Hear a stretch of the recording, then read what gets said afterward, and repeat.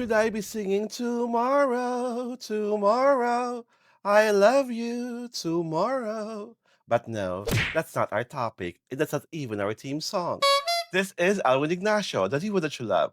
Together with Miss Kumaring Ultra Maldita. Hi, this is Alex And you are Brosas. watching the Hitty Show, ang taray na talaking Showbiz Edition. The reason I sang the lines from the Andy song is because the queen of no talk, kasi wala na siyang masyadong queen of all media, di ba? Hmm, Wala na siyang medium. Facebook ka. na lang, saka IG. Hmm, Meron siyang quote na, "There may be no tomorrow," pertaining to the latest health issues that she is currently facing. Sa pagkakabasa ko, dahil nga dumadami ang kanyang autoimmune diseases. diseases, she's afraid that there may be no tomorrow for her. So that is why meron siyang gagawing isang maigting 6-month s isolation. magkakaroon siya ng 6 months isolation at prior to the isolation, parang may procedure na gagawin sa kanya, 'di ba, na Mm, matinding-matindi mm. that would, require all of us she's requiring all of us to storm the heavens for more prayers for her to survive this new Medical procedure. medical procedure na after which kailangan niya talagang hindi natin siya makita ng 6 months. Yeah. So Mare, what can you say about this latest episode of Chris? It's for a true-blooded Chris fan, parang 'di ba, it's devastating kasi parang Mhm. parang ang dating kasi parang ano, masyado ng delikado yung kanyang Hmm. kaso. Yes, That's yes. how I understood it. Hmm. The way she wrote it, 'di ba, Mhm. parang gano'n ang dating. Mm. Tapos ang dating din is parang ano, kasi 6 months na Hmm. isolation. Mhm. Tapos from the beach house that she was staying, dadalhin siya sa Tarlac, Mm. Sa bahay nila. sa bahay nila sa Tarlac. Mhm. So, parang ano kasi yun, parang I don't want to ano, to be gloomy about it, pero parang 'di ba, parang dun siya Hmm. sa kanyang parang sinilangan, 'di Oo, ba? Oo, ancestral house. ancestral house nila, 'di ba? Tapos sabi pa niya na parang bothered siya kasi si ano, traumatized Traumatized si si James Jr. hindi, si Josh, Joshua ang si Joshua traumatized. ang traumatized. Ngayon, 'di ba, parang tapos yung ano pa na niya, "There may be no tomorrow" pa yung dialogue niya, 'di ba, Mhm. parang 'di ba, parang gloomy yung ano niya, Mhm. yung post niyang yun, parang Mhm. it's like ano, I don't know how to say it. Mhm. Is she waving goodbye? Oh. Parang gano'n. Well, That's the dating sa mm, akin. I don't know with other mm. people.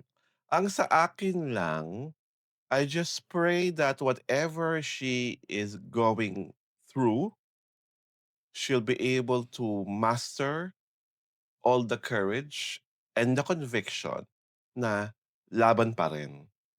Oo, Because she's getting the best medical attention naman. mm. So many people are praying for her. And I just hope that in her mind and in her heart, hindi lang lip service yung God heals, love heals. Mm. Because no amount of medication given to you will be effective kung in the innermost part of your heart, you have doubts. Mm. Dahil ang tagal na rin naman na nilaban niya. At pakiwari ko, kaya niya pang lumaban ng mas matagal kung talagang wala siyang pagdududa na hindi siya gagaling. Ako, curious lang ako, sabi nila she's gained weight dun sa Hmm. nasa beach pa Oo. siya, 'di ba? So, why is there a need for her to move to Tarlac? Hmm.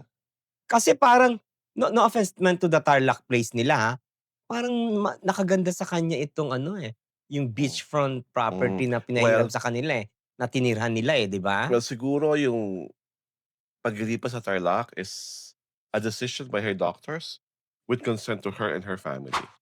Ay hindi natin alam yung reasons why they agreed to the transfer. Mm, Number two, again, hindi ang hirap rin intindihin na if she gained weight, why is there this need for an extreme isolation, oo. 'di ba?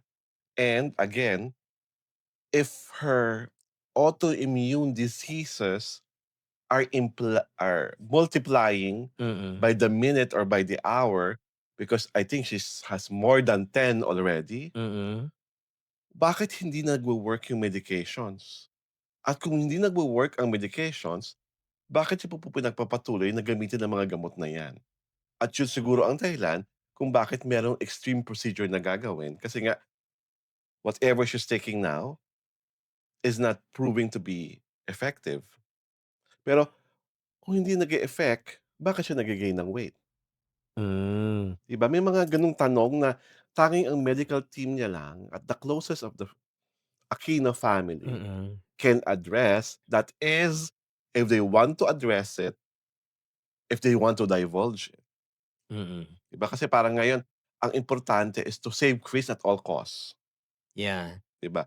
Yun ang ano, eh, yun ang premium, yun yung panghahawakan. Pagalingin, iligtas. Kaya ilipat natin kung mas makakabuti dun, gawin. At saka ang nakaka-shock is that nadadagdagan, Hmm, 'di ba parang so hindi it has gone unabated hmm, kasi nadadagdagan siya, eh, 'di ba? oo. So parang ngayon as I said, hindi ko tuloy alam kung ginagawa na ng guinea pig si Grace. Nag-e-experiment ng kung ano-anong mga gamot, hindi Hmm, naman pala umi-effect. Kung hindi pala po umi-effect yun, ba't pa nagpapatuloy pa? 'Di ba dapat palit na agad ng palit, 'di ba? Maaaring hmm, gano'n naman ang ginagawa nila pero talagang mas malakas yung laban ng autoimmune diseases niya, kaya nagmu-multiply, 'di ba? Again, these are pure speculations for us, ha, mm. pero kami po dito sa Reality Show, we pray that she gets well. Oo naman, We pray that, na talagang this battle is something that she's going to be victorious when it comes to in the the end, end, 'di ba? 'di ba, oo. Kasi wala naman pong makakapag-predict kung anong mangyayari kay Chris, hindi po tayo tanging Diyos lang ang may alam, Mm, 'di ba? And we are not here to even think of the parang ano na 'to, parang sabi nga nung kanta, "And now the end is near." mm.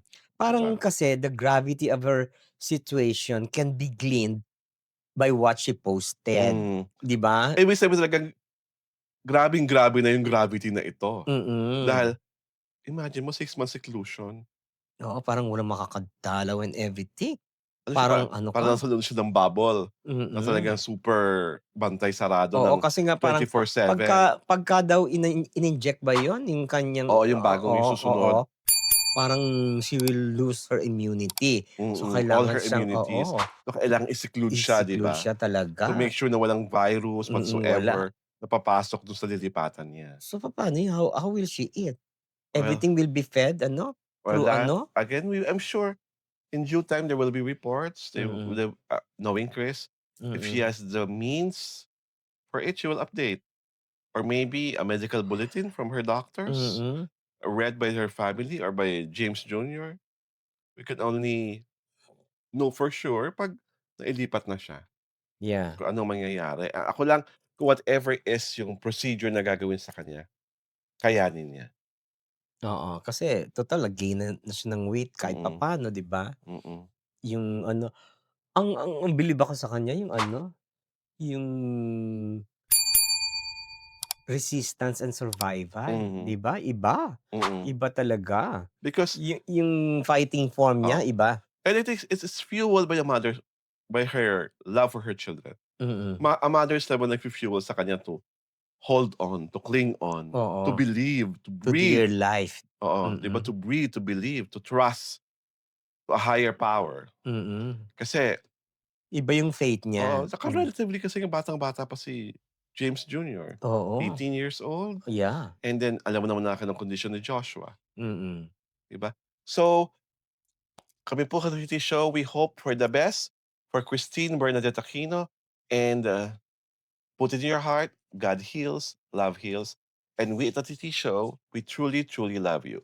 Kaya inibitahan po kayo na manood sa aming YouTube channel, sa Diaryo Turad, at syempre pa, sundan niyo po kami sa aming Facebook pagina. Pinapalabas po ang The Kitty Show tuwing Sabado at Linggo, 4:00 ng hapon. Sa muli, ito po si Alwin Ignacio, ang diva that you love. Kasama ko ang aking kumaring ultra maldita. Hi, this is Alex Brosas. Maraming